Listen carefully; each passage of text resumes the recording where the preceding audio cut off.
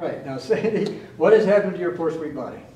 I have arthritis in my neck. Aha. I have a lot of upper shoulder tension. Okay. I have bursitis in my hip. Aha. And yeah, that's it. That's good for openers. That's it. Okay, let's put your body down here for a sec.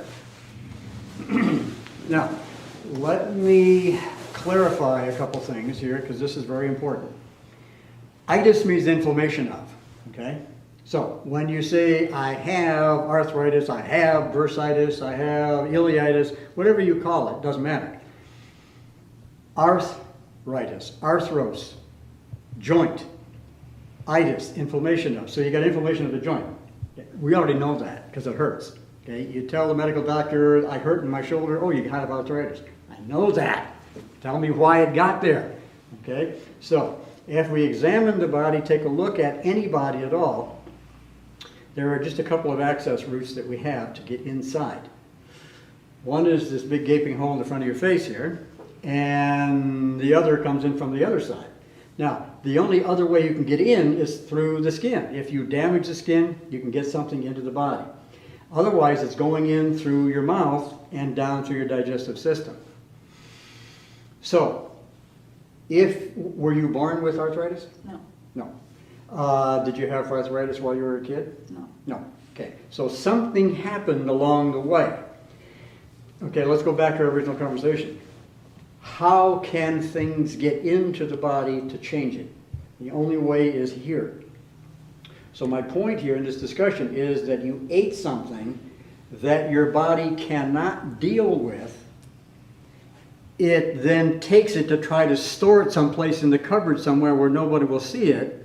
And that's in the connective tissue in the joints where there isn't too much activity going on. It can store it there for a while. The problem is that eventually it's going to mount up. It's going to take up space and it's going to start causing aches and pains. Okay, so again, bursitis, bursa is a sac. It's the sac that surrounds your joint. So you have arthritis and bursitis. Sounds pretty much like the same thing to me. So you're talking about shoulder pain or neck pain? Remind me. Neck pain. Neck pain especially. Okay, let's check this neck and see what is going on here. Okay, we do not have the pronounced problem with the neck in this particular place. So let me see if I can locate where the pain is. Is that tender here? A little bit. And is it more painful here? Yeah. Right there, okay. Again, you're not going to be able to see that, but I can probably back up and show you. It's right up under here, on the back of your head here. That happens to be on the urinary bladder circuit. And the urinary bladder is related in energy to the kidneys. So let me ask you, do you consume, let's say, caffeine? Yes. Yes. Lots of it? Yes. Yes. Kidneys don't like caffeine. I know that a lot of people are going to argue with me on that, but the proof of that would be to get off of the stuff for a couple of weeks and see how you feel. Kidneys and the bladder operate out of the same house, you might say, as far as energy is concerned, and they're going to cause difficulties downstream. So let me ask, see if you can hold your leg up just like this, if you would. I'm going to try to push it down. Hold tight, real tight. And there doesn't seem to be too much energy there at all. Okay, let me have you, I'm going to find your belly button here. There it is. Okay, see if you can hold that spot right there. That's good.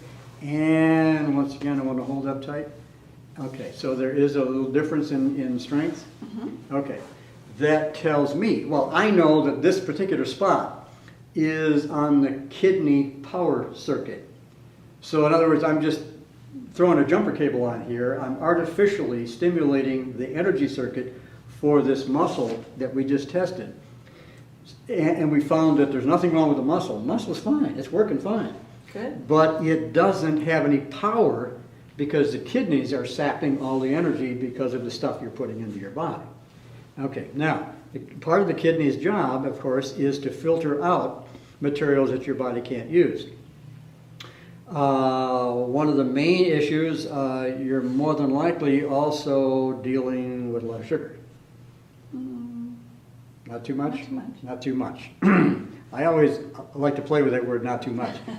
In other words, a whole bunch, and I'm not willing to admit it.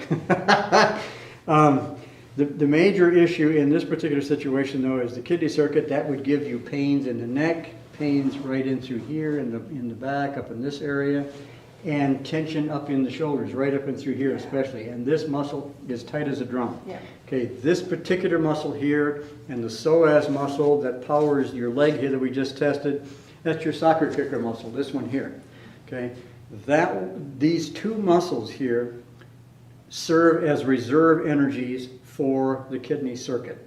So when the kidney itself is working overtime, it's drawing energy from these muscles, and these muscles have to still carry you around during the day, and they're trying to do their best.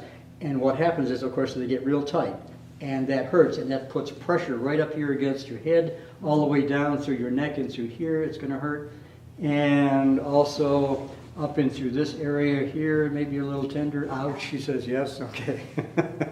In addition to that, there's a spot here that may be also a little tender. Oh, she says yes. Okay, this is also on the kidney circuit. So this is confirming that there is a kidney energy imbalance in this particular body.